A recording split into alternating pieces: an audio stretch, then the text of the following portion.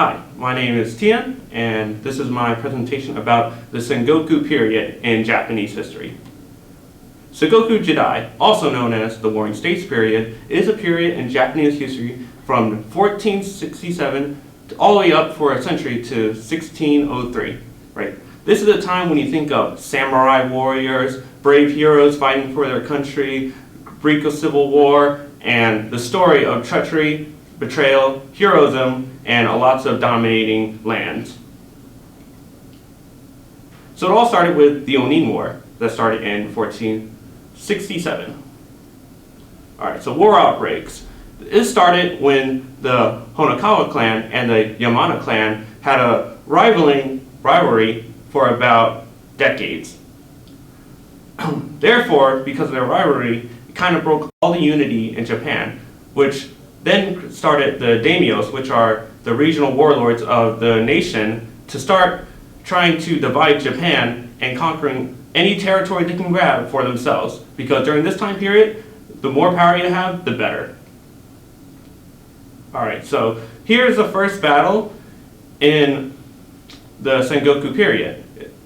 It all started with the Matsudara conflict. The state of Matsudara, located near the capital of Japan, Kyoto, was surrounded by two more powerful forces for their lust for conquest: the Imagawa from the east and the Oda from the west. Being that the Matsudara was weaker than the other two, they decided to team up with the Imagawa to fight it off the Oda. Even though the Oda was smaller, they had a better leader, Oda Nobunaga, who is a lot better tactician than the leader at Matsudara. So therefore, during the first battle, even if their forces were weaker, they still won through a better strategy. Alright, so here's a map of Japan during the Sengoku period. You can see kind of how all of the different states are divided. There's hundreds of different states divided at this time. Alright, so the life in Sengoku.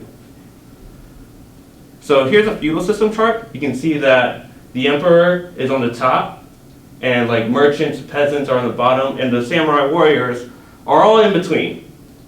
Even though the emperor is on the top, the emperor is just a name. The shogun controls the military and the states and is much more powerful than the emperor. So in theory, if you control the shogun, you control Japan.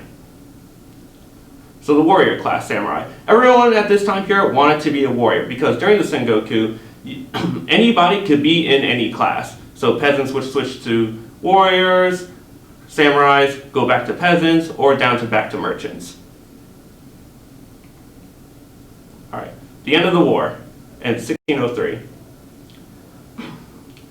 The war kind of led toward a conclusion when Oda Nobunaga, who now obtained the strongest force in Japan, was betrayed by his own general and was assassinated by him.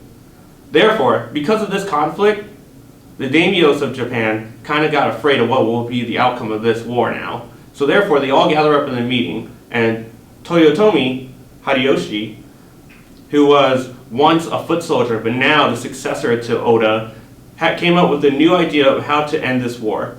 He thought of three new ideas: a new tax system, confiscation of weapons from peasants, and a new field caste system. These, although maybe absurd, it did work, and because of this, caused unity in Japan. So being Sengoku is one of the most influential time periods of Japanese history. It have touched many influence here today. For example, in modern Japanese culture, you can see that Sengoku have influenced many different animation series or video game series that use basis ideas of the story of Sengoku. There's a works cited page, and that is the end of my presentation.